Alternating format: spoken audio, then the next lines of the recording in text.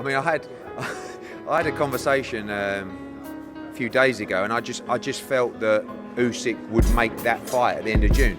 You've seen Vasily Lomachenko come out overnight to say, I'm out of the Kambosos fight, I'm going to stay in Ukraine, and it probably makes it quite difficult for Alexander Usyk to do something different. For AJ's career, we just need to know, are we fighting an interim fight in June and then we're going on and fighting Usyk in September, October, or are you ready to go at the end of June? And if he's not, we'll let him wait, but we want that fight now.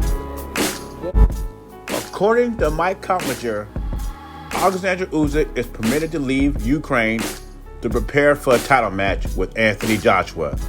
Let me say that again. That's according to Mike Coppinger. Now, Agent Clemens says it's fake news. He says Alexander Usyk does not need permission to leave the Ukraine to fight. Let's just say Mike Coppinger and Agent Clemens will not be having a steak dinner anytime soon. But according to Mike Coppinger, Boxing News 24, and other couple of publications, the Alexander Usyk Anthony Joshua rematch will take place. I have to admit, I'm a little shocked by that because I thought he would stay back with Lomachenko. I just hope that Usyk can be 100% focused on this fight because I want to see the best Usyk against Anthony Joshua. If he's distracted, and it's understandable, his country's in war and his family is there. If he's distracted in any way, they should do this rematch some other time.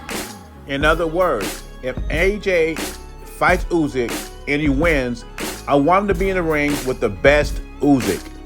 Usyk has been defending his country for several weeks, so it will be very understandable in a lot of people's eyes, under the current situation his country is in, that he wants to do the rematch some other time. Some publications are saying Usyk has decided to go ahead with a contractual rematch against Joshua. And according to Eddie Hearn, the rematch should happen in June. This is the story right now, but you know how boxing news is. Jamal Charlo was supposed to fight Canelo in May. Now Canelo's fighting Bivol in May. So tomorrow, Usyk might change his mind. He says, I want to stay in my country and fight. All I'm saying is, if we can't get Usyk 100%, I don't even want to see the fight.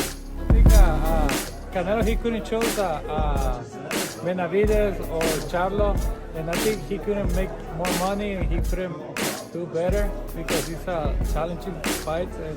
But he took the Bivol fight, and I mean, whatever he won, he's good, right? But he said he want to support the Mexican, and I don't see the support with that. David Benavidaz says Canelo was offered $55 million to fight him, but they choose Bivol. When are these clowns gonna learn? It's not about the money. It's about legacy. Get you a title, like the title you lost twice outside the ring. See, what they're not getting is Canelo is the cash cow of boxing. He can make good money fighting anybody. That Benavidez fight will be there, and it'll always be there as long as they keep winning, and it will be for more money in the future. I don't agree with a lot what Jamal Charlo says, but I do agree with him to an extent about Benavidez. Benavidez is not a super middleweight. I don't think he's a cruiserweight, but he's definitely a light heavyweight, and I think he starves himself to make 168.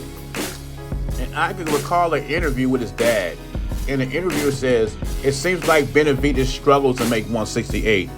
Why don't you just move up to 175? And his dad said, no, we're not ready for 175. We're staying at 168. He has no problem making weight.